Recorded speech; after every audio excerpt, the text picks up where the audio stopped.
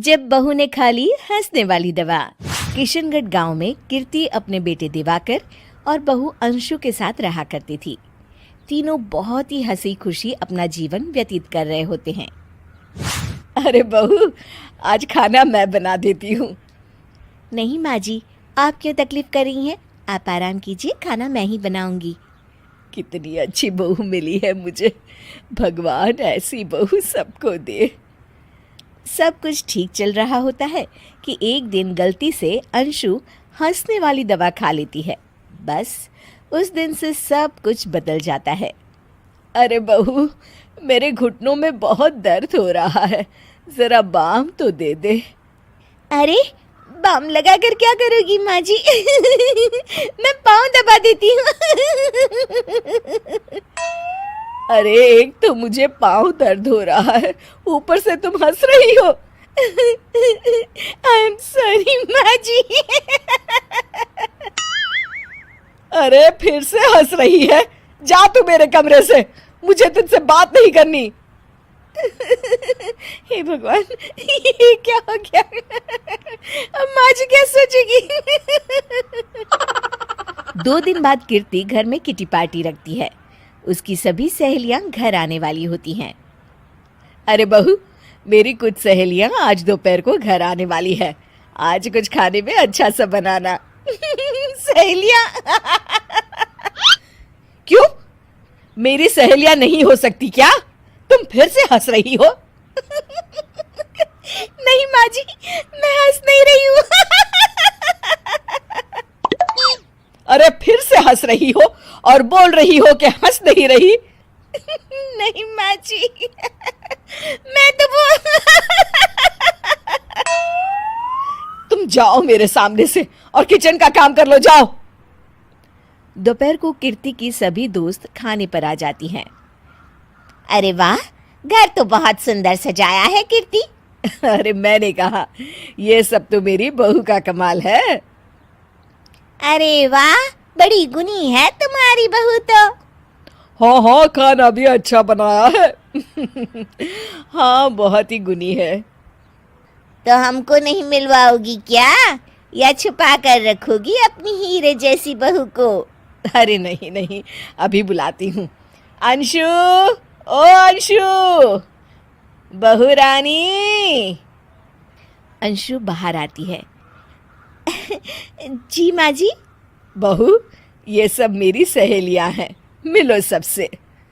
नमस्ते आंटी। नमस्ते बेटा, बहू तो बहुत अच्छी मिली है तुमको, किस्मत वाली हो तुम। किस्मत वाली? अरे क्या हुआ? हंस क्यों रही हो? नहीं नहीं, मैं हंस नहीं रही हूँ। तभी अचानक सांची के हाथ से चम्मच छूट जाता है और उसका कुर्ता गंदा हो जाता है। अंशु फिर से हंसने लगती है।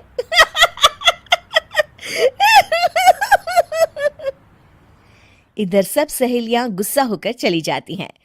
कीर्ति भी नाराज होकर अपने कमरे में चली जाती है। हे भगवान, ये मैंने क्या कर डाला? इस तरह से तो माँ जी और उनकी सहेलियां नाराज हो गई। अगले दिन, बहू, ओ बहू, किधर हो? जी माँ जी। जल्दी से मेरे साथ चलो, पड़ोस वाले शर्मा जी की हार्ट अटैक से मौत हो गई है, उनके घर बैठक के लिए जाना है। अंशु तैयार होकर आ जाती है। थोड़ी देर में दोनों शर्मा जी के घर पहुंच जाती हैं। वहां पर सब रो रहे होते हैं। कीर्ति शर्मा जी की बीवी के पास बैठकर उन्हें सांत्वना देने लगती है। बड़े अच्छे इंसान थे मेरे पति। अच्छा। तुम हंस क्यों रही हो? वो अच्छे थे। हाँ हाँ, बहुत अच्छे थे अंकल। अरे अंशु, हंस मत। माँ जी, मैं हंस नहीं रही। मैं तो आंटी जी को बस दिलासा दे रही थी। सब औरतें अंशु की इस हरकत से हैरान हो जाती हैं। कीर्ति भी बहुत शर्मिंदा होती है और वो अंशु को लेकर फटाफट घर लौट आती है। अंशु, क्या हो गया है तुझे? हंस क्यों रही थी तू वहां पर? नहीं बाजी, मैं तो बस अरे तू फिर से हंस दी। जा तू अपने कमरे में, मुझे तो तुझसे बात ही नहीं करनी। मेरा बेटा ही तुझसे बात करेगा अब। रात को जब दिवाकर घर लौट आता है तो कीर्ति दिवाकर को सब कुछ बताती है। ठीक है माँ, अब फिक्र मत करो, मैं अंशु से बात करता हूँ। दिवाकर अपने कमरे में जाता है। जी आ गए आप कैसे हैं? मैं तो ठीक हूँ, बस सर में हल्का दर्द है। सर में दर्द अरे इसमें हंसने की क्या बात है? नहीं, मैं हंस नहीं रही हूँ मुझे तो फिक्र हो रही है आपकी एक तो मेरे सर में दर्द है, ऊपर से तुम हंस रही हो। अरे कैसे समझाऊं मैं आपको मैं हंस नहीं रही अंशु, तुम इस घर से चली जाओ।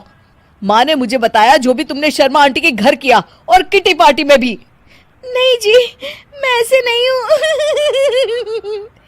तो अभी क्या हुआ था? क्यों हंस रही थी तुम? रुकिए, मैं आपको सब कुछ बताती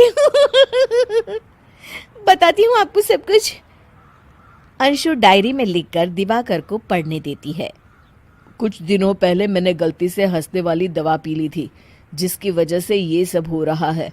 इसका असर कुछ दिन और रहेगा। अरे तो तुमने ये सब पहले क्यों नहीं बताया अंशु? वो मैंने माँ जी को बताने की बहुत कोशिश की मगर उन्होंने सुना ही नहीं अरे ठीक है, मगर वादा करो जब तक दवाई का असर ठीक नहीं हो जाता तुम घर से बाहर नहीं जाओगी। नहीं जाऊंगी और हंसूंगी तो बिल्कुल नहीं लो, तुम तो फिर से हंस दी